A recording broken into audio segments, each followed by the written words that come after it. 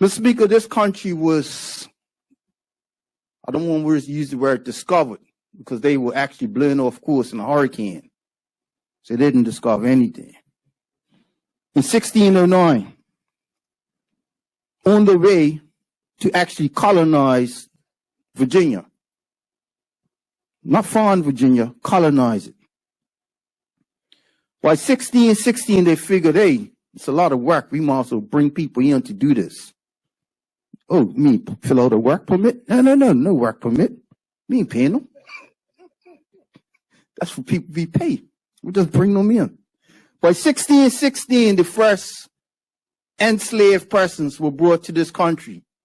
One was black and one was of Native American heritage.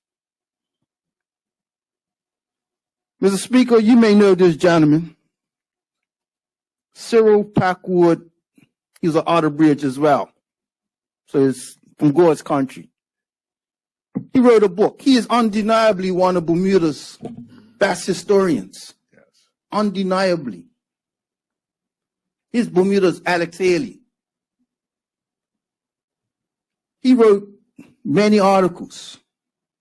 And one of the articles he wrote, and I'm going to say this, Mr. Speaker, I forgot the exact title, but it said The Origins of Black Bermudians. And I quote, Mr. Speaker, many Africans were imported from the West Indies during 1630 to 1640. And by 1670, the population of enslaved Africans had tripled, where they were now the near majority. I go on, Mr. Speaker, he says, slaves arrived in Bermuda from ships trading in the West Indies. The essence of his story was that the majority of black persons or persons of color in this country came via the West Indies, or as we now say, the Caribbean. They didn't come directly from Africa because there wasn't many ships coming directly here from Africa. We were trading back and forth with other islands.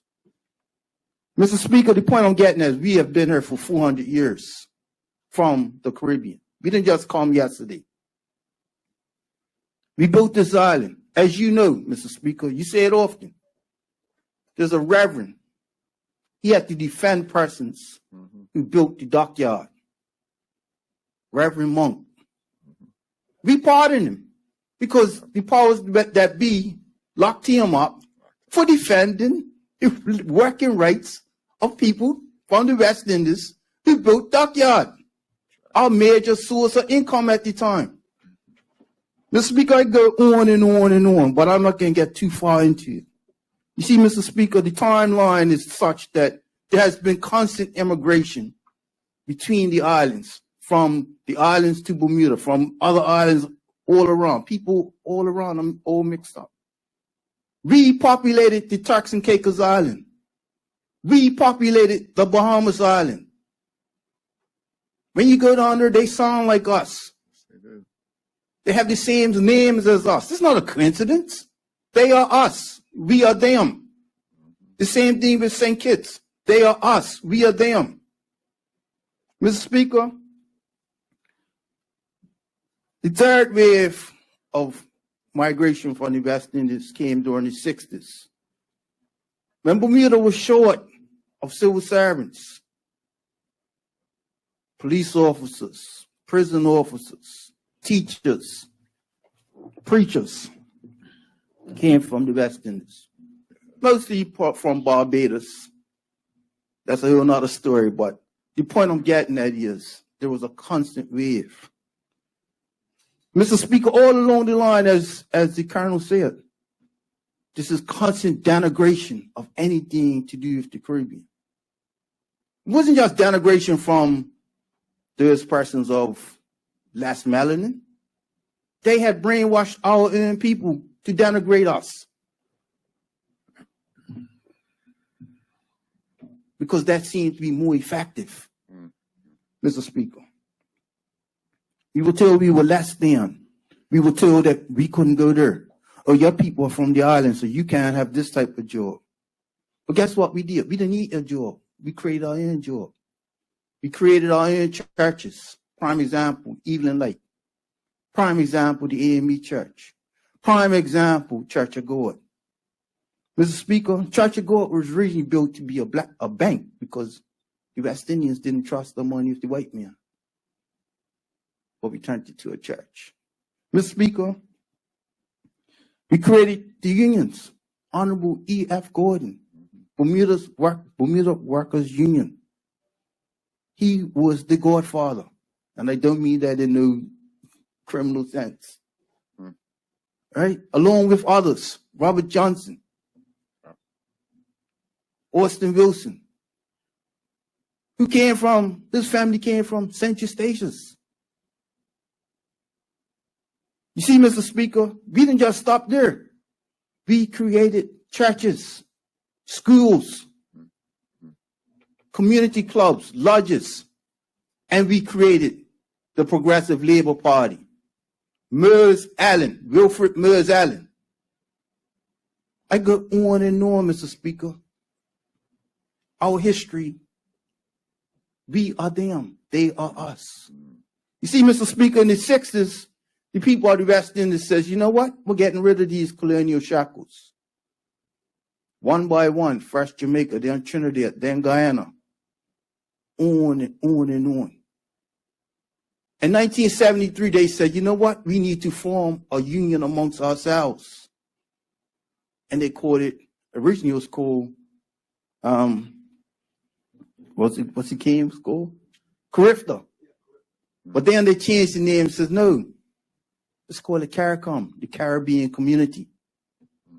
So for 50 years, longer than the European Union,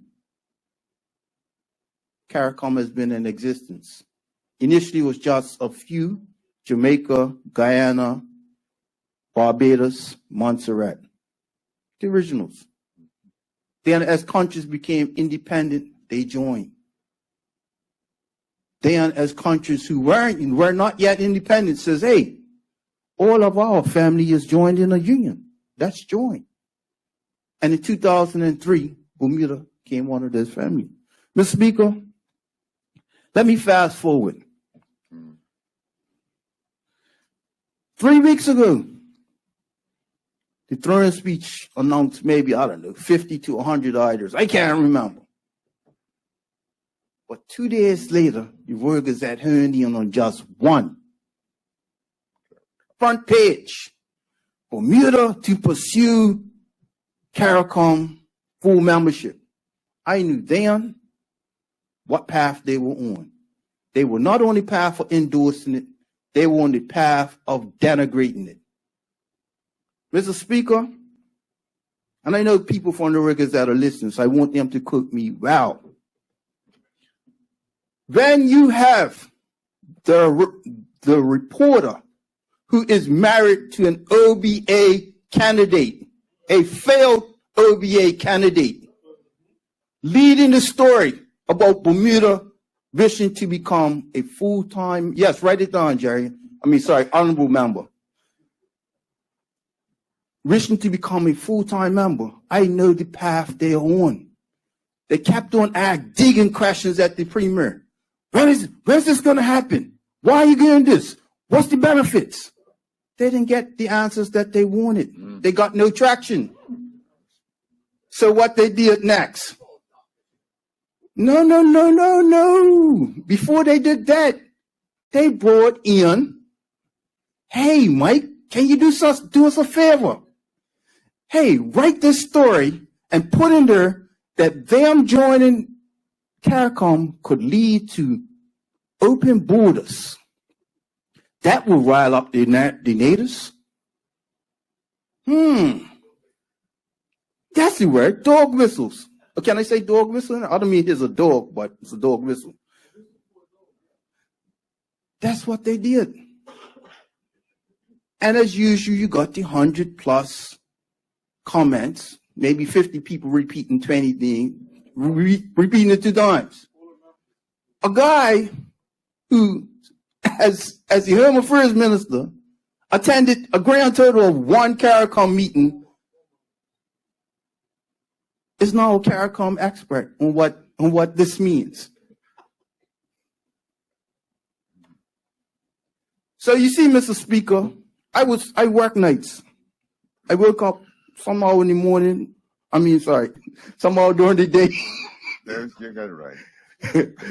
And I see this text from somebody saying, hey, there's a press conference going on. By the time I read, the press conference was over.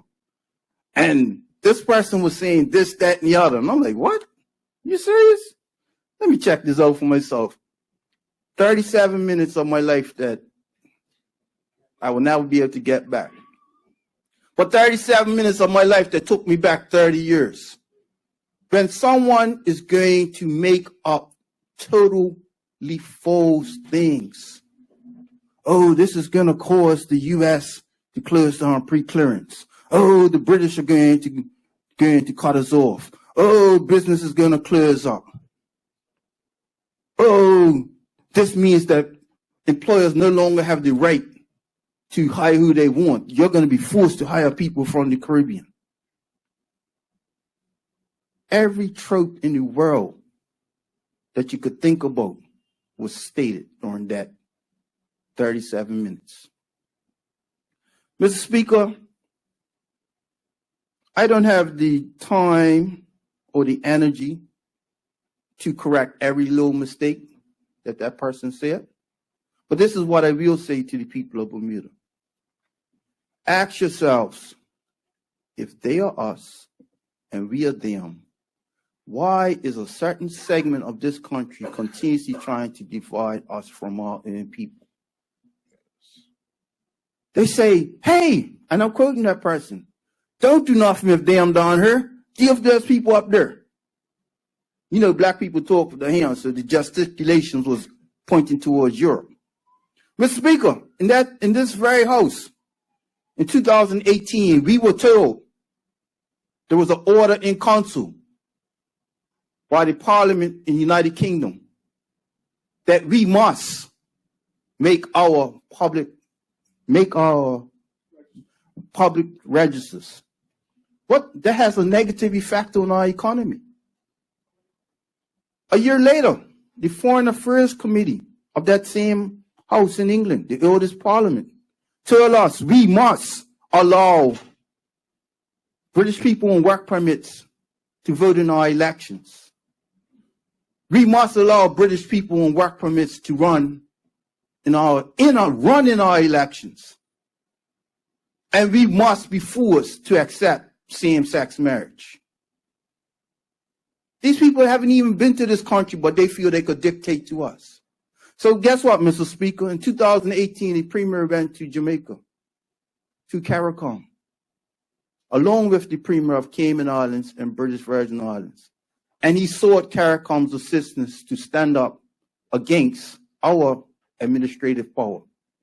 So I ask people, I'm going to close with this. One set of people want to destroy our economy. One set of people want to force us to accept what's not of our mandate. And one set of people want to force their people to vote in our elections. And then there's another set of people who are going to stand up for us day in, day out. Mr. Speaker, I'm going to close here. They are us, we are them. Yes, we have to educate our people about the merits. Yep. Yes, we have to. They are us, we are them. And there's no way I am ever going to let somebody who's not for us tell me I can't associate with my family. Thank you, Mr. Speaker.